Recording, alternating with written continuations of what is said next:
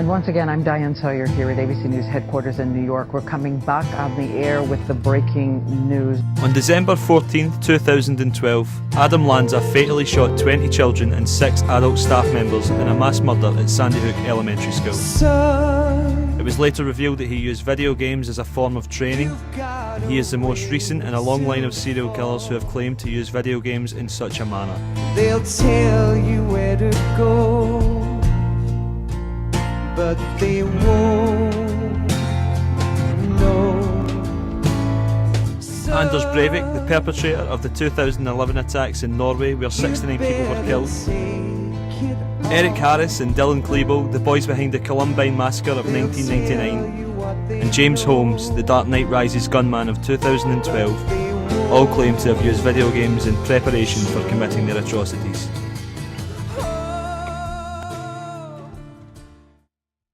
The media are quick to blame violent video games. We try to find out how video games really affect us. How do they influence our psychology? Is there a causal link between the video game violence and real life violence? Is it a blame game based on solid psychological theory, or a media scapegoat based on a generational divide? From the innocence of Mario and Pong to the sociopathic Grand Theft Auto and the online battlefields of Call of Duty, games have changed both in their realism and in their genre focus.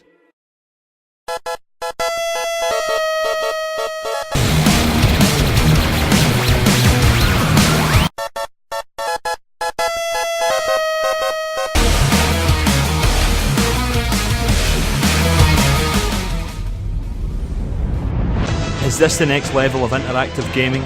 How engrossed could one become? Could this level of virtual reality cause you to lose your grip on the distinction between the game and real life? Like the VR training in classic PlayStation game Metal Gear Solid, soldiers learned their skills in virtual battlefields. Perhaps prophetic or life imitating art. Have you ever thought if you were to design your own video game, what it would be like?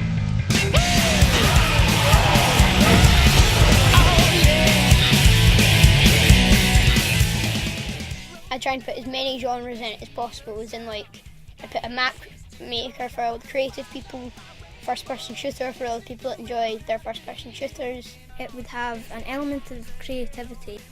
Things like strategy, probably kind of medieval based with magic.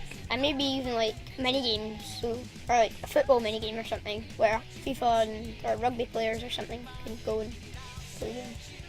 Which is ridiculous that you don't need to see that level of violence and discrimination and stuff.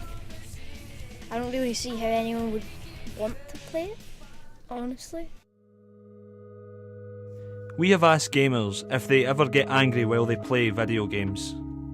People get angry at different things, but like gaming has this all like it's like an anger, but it goes away like after like a couple of seconds. I mean, it's not as it doesn't last and it doesn't affect your whole day. I think in fighting games especially, you just get angry because it's more one-on-one. You place the blame fairly on yourself, and you know it becomes a bit more focused on yourself, and you don't want to lose. So your first emotion would be anger. It's not the violence in the game that can cause people to become angry. It's a game that forces people to be pitted against each other, and where someone is obviously always going to lose. That's what makes people angry. And even then, it's just anger and frustration. It's not like violent anger. They don't want to take their aggression out on other people so much. I think I deleted over 50 hours of data one time. I was so angry and there was a problem on it and I couldn't get past it. I just deleted 50 hours of my life. Fucking bullshit! You know what? It's not even your fucking fault. I've been angry at video games a few times. I used to get a lot more frustrated when I was younger. In fact, when I was a kid, my mum and dad used to stop me playing from video games when my face started to go red. Face used to start going like beet red, and that was a sign that I was getting frustrated, so they would stop me from playing at that point. But recently, not really, no, not really. I think the only time you ever get really angry is when your hardware fails on you. Otherwise, you just go with the flow of the gameplay. The media has been quick to associate certain societal problems with the games industry, from the obesity epidemic to compelling teenagers to commit atrocities. But is this fair? Is it a media overreaction and a generational divide, or are gamers really as bad as they say? On Xbox Live, on an average night, there are 400,000 to 450,000 people playing Black Ops 2. If video games caused the violence, there would be more people killing people. Yeah, I think video games are represented unfairly. I think it's kind of funny because was it Nancy Pelosi who just came out recently and gave an interview, and she said that her kids play video games and she thinks it's because of the gun control in the States, or a lack of it. That's the problem, because there's apparently much more violent video games in Japan, and Japan makes them as well, and there's a significantly lower gun crime level there. Dr. Jackie McKechnie, Head of Psychology at Glasgow Caledonian University, noted other benefits of video games. Well, they have been shown to be good for developing hand and eye coordination.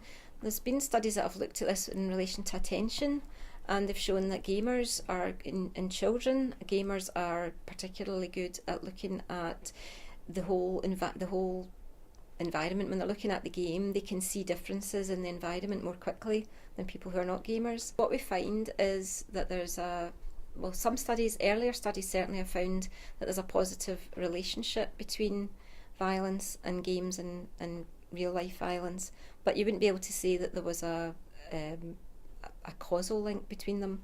For example, it could be that people who enjoy violence enjoy playing violent games, so we couldn't really say that one causes the other. And it also seems that more recent studies would indicate that there isn't such an obvious link that we thought there might have been initially. I've always thought of video games are a way to do something you can't do in real life. Like violence, I would never shoot another person, for example, but if it was in competition in a video game, it's more of a contest rather than like a life-ending effect. I feel that they do get misrepresented loads of times. I think other forms of media get that sort of problem as well. Used to be music. Isn't that what Shigeru Miyamoto used to say? Video games are bad for you. That's what they said about rock and roll. Dr. Victoria Dunkley is a child psychologist and author of Reboot Your Child's Mind. She established the diagnosis of electronic screen syndrome and is an expert on how media such as television and video games can affect a child both psychologically and physiologically. So there's a growing body of evidence that indicates that video game addiction is a real addiction, but it's been hard to conceptualize and understand and categorize. So, is it a behavior addiction like gambling, or is it more like an arousal addiction like stimulants? But what we do know is that video gaming releases dopamine and reward pathways in the brain. So there was an interesting study with young men who they had play video games heavily for 6 weeks, and after only 6 weeks their brain scans already showed that the addiction pathways were lighting up. I think the longest period I played a game for was actually almost 16 hours, but it was with breaks. It was just like over the period of a day when I was about 14 years old. That's about the longest, I think. It was actually a game called Gotcha Force on the GameCube. I got it for my birthday, and the day after I spent the whole day playing through it. I don't really think you can get addicted to video games. I mean, it's more or less just a thing like you do for a pastime or a hobby. New media, misunderstood by previous generations, is usually feared and vilified by them. Just like when television was stripping away society's morality, video games turn kids into killers. Games are growing in stature and cultural importance, but also in notoriety. This remains a subject that will continue to divide opinion throughout the ages. Aching chest to blur aside. It's so far away. It's so far away.